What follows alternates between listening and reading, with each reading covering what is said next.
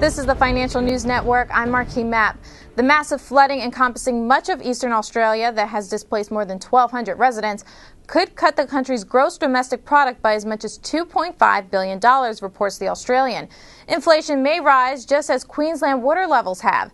The flood could remain at 8.5 meters or 28 feet well into next week, but an interest rate increase will likely be delayed given the circumstances. JPMorgan Australia chief economist Stephen Walters said yesterday that the flood damage would see a sharp uptick in fruit and vegetable prices, but that, quote, the RBA is likely to look through those numbers and we believe will hold off raising the official interest rate in February. Walters cited the inability of railways and ports to work at full capacity as one of the biggest problems for Queensland exporters, namely those exporting coal.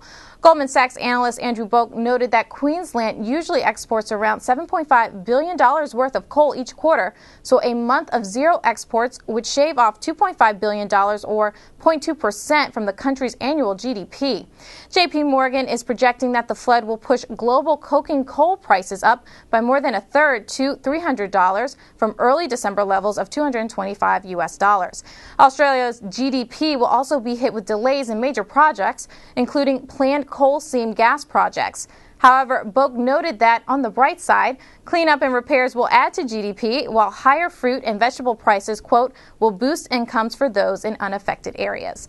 For more news updates, stay tuned. You're watching the Financial News Network. I'm Marquis Mapp.